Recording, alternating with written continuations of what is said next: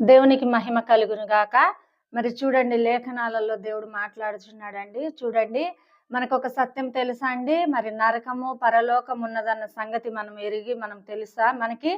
నిజంగా చూడండి, నరకము, పరలోకం 2 కూడా మరి లేఖనాలలో బైబిల్‌లో ఉన్నవండి. నువ్వు ఏ విధంగా ప్రవర్తిస్తున్నావో ఈ లోకంలో, మరి ఏ విధంగా నువ్వు నడుస్తున్నావో, ఎవరి చేతిలో నువ్వు నడుస్తున్నావో, మరి పరలోకం వైపు రాక నరకం వైపు మరి ఏ విధంగా వెళ్తున్నావన్నది మనం ఒకసారి పరిశీలించుకోవాలండి. మరి చూడండి, దేవుని కృప చేత మనం ఏ వైపు నడుస్తున్నాము, ఏ మార్గంలో నడుస్తున్నాం? పరలోకపు రాజ్యంకి నడుస్తున్నామా, మరి లేకపోతే నరకపు పాతాళపు వైపు మనం నడుస్తున్నామా? మన క్రియల్ని బట్టి, లేకపోతే మన ప్రవర్తన బట్టే మనకు తీర్పు తీర్చబడతదండి. నీ న్యాయ విధులు బట్టి, నీ న్యాయ తీర్పును బట్టి దేవుడు ఏం చేస్తాడంటే నీకు తీర్పు తీరుస్తానంటున్నాడండి. నువ్వు ఏ విధంగా నడుస్తున్నావు, ఏ విధంగా చేస్తున్నావు అని చెప్పేసి దేవుడు నిన్ను హెచ్చరిస్తున్నాడండి.